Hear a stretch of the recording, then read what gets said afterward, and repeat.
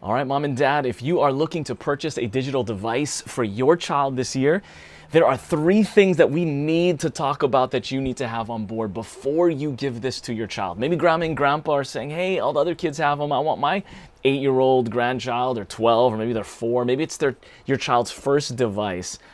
But you're thinking in your mind, wow, although that seems good, there's a hesitancy because you're afraid that you're going to open a can of worms, something that might eat your child alive. You know what I'm saying? Because what are these guidelines? What is this going to do? If it's an iPad or an iPhone or a video game console, perhaps. These three things you need to have on board. And let me give you a strong warning before we jump in. If you don't have these three things on board, if you give your child too much premature freedom, it is nearly impossible to take it back.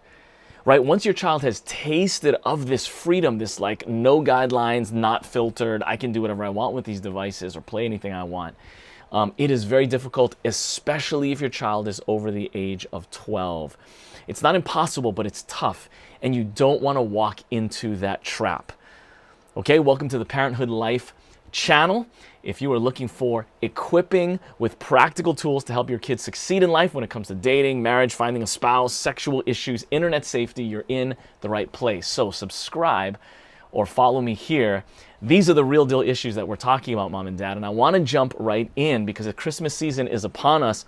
Number one, you need to research parental controls for that device before you purchase it or give grandma or grandpa the A-OK for the device. Okay, if there's anything that I've learned this year, and I'm so thankful for so many of you who have given me feedback on this, but we have learned that parental controls in all of its various forms, no matter what the device is, iPhones to Androids to gaming consoles, you need to research them and know what they are. And there's kind of a rule that I now tell parents, full blown. I'm like, listen, if you can't have parental control over that device or over that gaming system, do not buy it. Okay? I want you to hear me on this. If you don't have parental controls on it, don't buy it. Right now, many of you know that I had jumped out of Netflix. We canceled Netflix. There's other videos that I explain why I did all of that. So there's other systems that we hadn't looked at before that I'm researching, from Hulu to these various other streaming services, right? And what are the questions that I'm asking customer service on the chat? I'm saying, what parental controls do you have? What are you working on? And I think even Hulu themselves said at the time, they were like, which again, it's just like last week or something, they're like, we're hearing this from parents. Even the person I'm chatting with, she's like, I'm a parent too, and I think these are important. And I'm like, listen, I can't control ratings. I can't lock kids out of stuff. Like, what are you doing right now to protect our kids? That's a good kind of pressure that we need to put on these companies, but many of them are doing great and incredible things. You need to make sure that parental controls can be activated on these devices before you give them out, okay?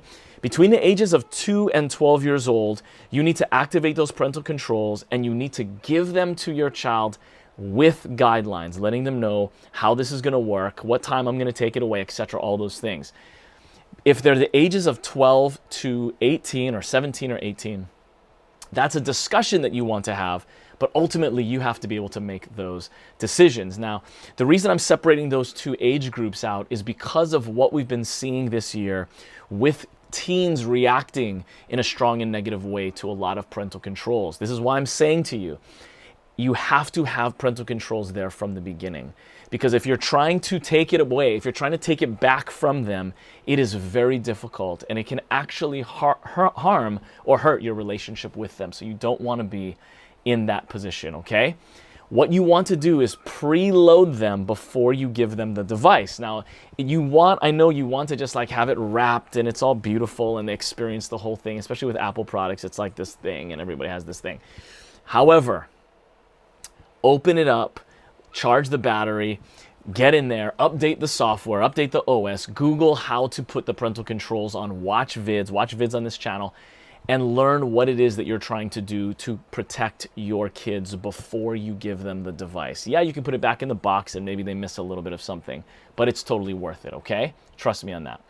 All right, secondly, you want to set guidelines from the very beginning. If you don't have an internet safety agreement, we call it a family tech game plan.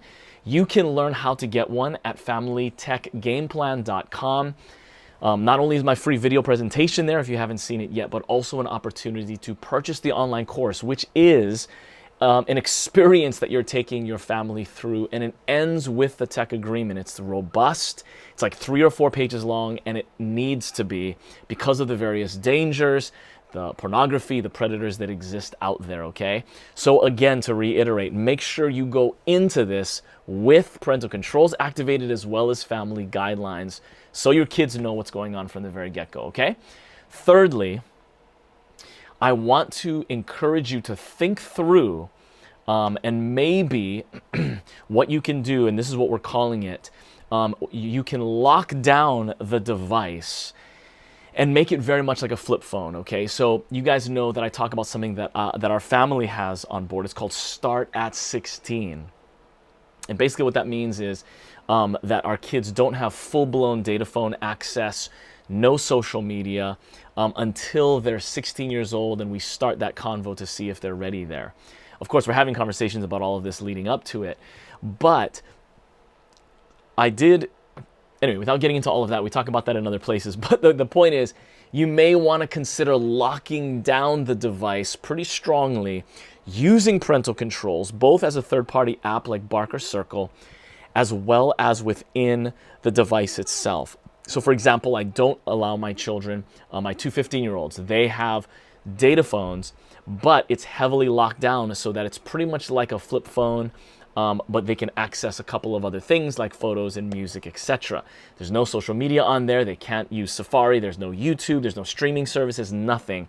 It is just something that is locked down. They can chat, they can iMessage, they can call, but even that has time limits on it as well, right? And there's other videos that explain how to do it. So the reason that we deal with Start at 16 and the reason we talk about that is just because of the development of your child's brain. What can they handle?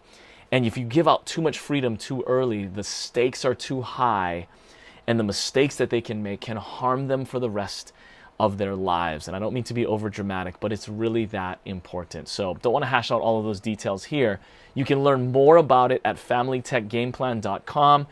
Sign up for my free video presentation where we dive deeper into how you can navigate your kids through these dangers. But mom and dad, I want to reiterate, you need to have these 3 things on board. There's a bunch of other things that you want to do to prepare for this as well.